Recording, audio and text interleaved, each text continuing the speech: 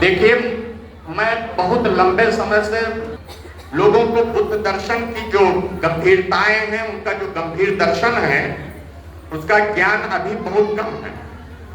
ऐसी स्थिति में जो हम तथागत बोधिसत्व भगवान बुद्ध से ले सकते हैं, जब आपको उसका ज्ञान ही नहीं है तो आप ले क्या पाओगे। स्वामी विवेकानंद ने महात्मा बुद्ध जी की इतनी प्रशंसा की है, इतनी प्रशंसा की है कि मैं उन्हीं से इंस्पायर हो करके मैंने महात्मा बुद्ध जी के द्वारा जो धर्म का प्रवर्तन किया गया उसका अध्ययन किया और उससे मैंने बहुत सारी चीजें अपने जीवन में ले ली। देखिए, अभी इतने सारे लोगों ने अपनी अपनी बातें कही हैं, लेकिन दर्शन पे कोई नहीं गया कि आखिर उनका मूल दर्शन क्या था, वो चाहते क्या थे, जीवन में वो परिवर्तन कैसे लाना चाहते थे। और सिर्फ अपने जीवन में परिवर्तन नहीं लाना चाहते थे, वो वैश्विक चेतना को परिवर्तित करना चाहते थे। ये उनका महान धर्म और लक्ष्य था। उनको आप व्यक्ति में मत बांधिए, उनको समाज में मत बांधिए, देश में मत बांधिए। वो पूरी विश्व मानवता के दीप मार्गदर्शक हैं। इससे नीचे तो उनको कुछ समझा ही नहीं जा सकता।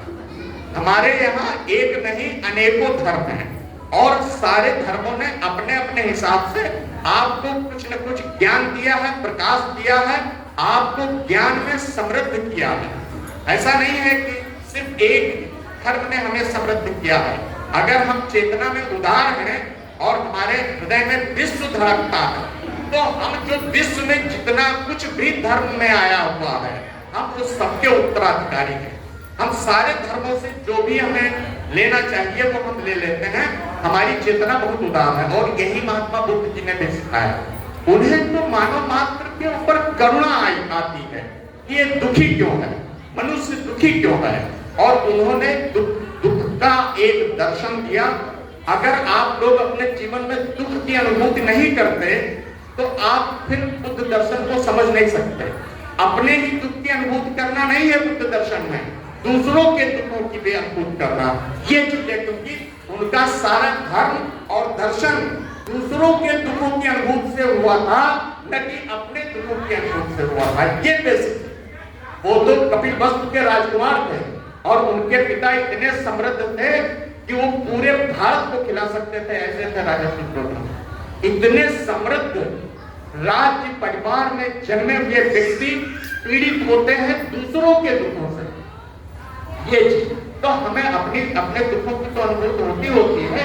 हमें चाहिए कि हम दूसरों के लिए भी दुख की जो अनुभूतियां हैं वो भी प्राप्त करें और हृदय में करुणा का भाव रखें कि अगर जितनी भी हमारी क्षमता है, थोड़ी या बड़ी, हम दूसरे लोगों के लिए कितना कर पाते हैं, ये बहुत महत्वपूर्ण है। वहीं से आपकी चेतना बढ़ती चली जाती है।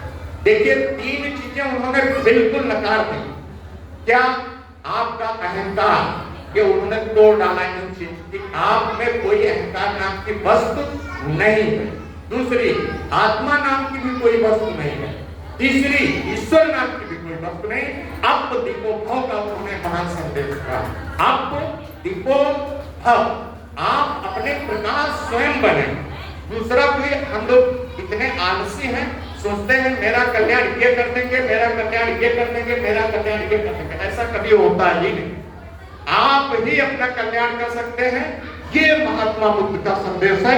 अपनी बैकबोन सीधी करिए, अपना थोड़ा खड़ा होना सीखिए, अपने अंदर वो चेतना लाइए, बुद्ध चेतना लाइए और देखिए आपका जीवन प्रकाश से जगमग हो जाता है।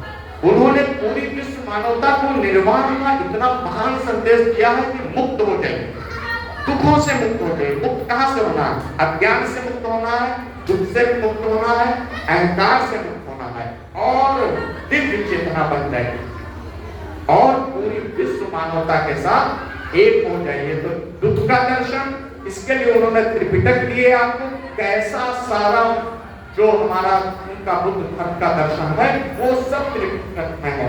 विनय पिटक में है, शुद्ध पिटक में है, अभिधम्म पिटक में है। उन्होंने ज्ञान में 5 स्कंधों की बात की, रूप की बात की, वेदना की बात की, संज्ञा की बात की, संस्कार की बात की और चेतना की बात की। इसी में आप कॉन्स्टिट्यूट होते हैं, बनते हैं। ये सारी चीजें हमको समझनी चाहिए। अगर हम बुद्ध धर्म की जो गहन दार्शनिकता है, उनके धर्म और दर्शन की जो गहन तार्किकता है, उसमें जो गहन बौद्धिकता है, उसमें मानव जीवन के उत्थान के जितने सूत्र हैं, वो सब नहीं जानते तो हम बुद्ध धर्म दर्शन को बिल्कुल नहीं जानते और जीवन में हम उससे बहुत कम पाते हैं। तो इस महान तथागत की इस जयंती पर मैं आप सबका बहुत बहुत स्वागत करता हूँ, अभिनंदन करता हूँ और आपसे आग्रह करता हूँ कि पढ़िए, थोड़ा सा पढ़िए, स्वाध्याय करिए, पुस्तकें लिखिए, उनका जीवन देखिए, उनका दर्शन देखिए, उन्होंने अपने जीवन को कैसे निर्माण तक उठाया, फिर उस निर्माण को भी नकार दिया और बोधिसत्व बन गए। देखिए 3 मूल विचारधारा इस समय बुद्ध धर्म के नाम पे है पूरे विश्व में। हीनयान, जिसको थेरवाद भी कहते हैं, महायान और वज्रयान, ये तिब्बतन बुद्धिज्म वज्रयान कहलाता है, जिसको गुरु पद्म संभव ने उसके प्रणेता हैं, और महायान को आचार्य नागार्जुन जो दूसरे बुद्ध कहे जाते हैं, उन्होंने शून्यवाद की स्थापना की थी और उनके साथ ही साथ असिघोष ने भी बुद्ध धर्म की स्थापना की थी। ये जो बुद्ध धर्म का प्रचार और प्रसार हुआ, तो मैं एक बात बड़ी ही स्पष्टता से कहता रहता हूँ हर जगह कि उनके राहुल से ज्यादा प्रिय पुत्र सम्राट अशोक हैं। सम्राट अशोक मौर्य वंश में उन्होंने सबसे ज्यादा बुद्ध धर्म का प्रचार और प्रसार किया। अपने दोनों बच्चों महेंद्र और संघमित्रा को पूर्वी एशिया में, दक्षिण एशिया में सब जगह भेज-भेजकर बुद्ध धर्म का उन्होंने महत्वपूर्ण आधार खड़ा कर दिया। तो देखिए, चाहे चंद्रगुप्त हो, चाहे बिंदुसार हो, चाहे अशोक हो, सबने मौर्य वंश में इतना बुद्ध धर्म का काम किया है जितना किसी ने नहीं। और इस आधुनिक भारत में वही काम हमारे डॉक्टर अंबेडकर,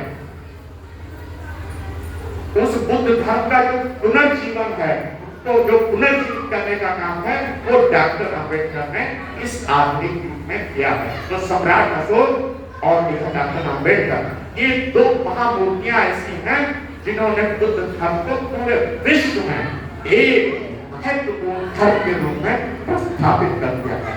तो ऐसी स्थिति में आप लोगों से बस यही निवेदन है, पढ़िए, देखिए, उसमें हमारे लिए कितनी सकारात्मक चीजें हैं, कितनी ऊर्जा बढ़ाने वाली चीजें हैं, कितनी चेतना के विस्तार की चीजें हैं और कितना उसमें ज्ञान है।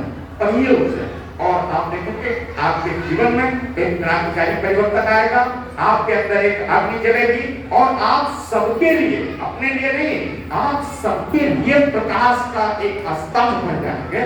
मैं आप सभी को बहुत बहुत धन्यवाद देता हूँ, आप सभी का बहुत बहुत आभार व्यक्त करता हूँ और the Buddhist society of India का ग्रेटफुल हूँ कि आपने आमंत्रित किया, खासकर श्री राम बहादुर मित्रा जी जिन्होंने मुझे इस कार्यक्रम में आने के लिए निमंत्रित किया।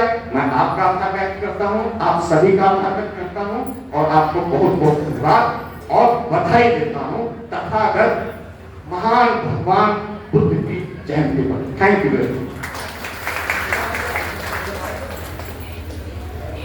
तो धन्यवाद डॉक्टर साहब के लिए। ये वास्तव में एक गंभीर विषय था और तथागत बुद्ध के ऊपर, जो कि पढ़े लिखे हर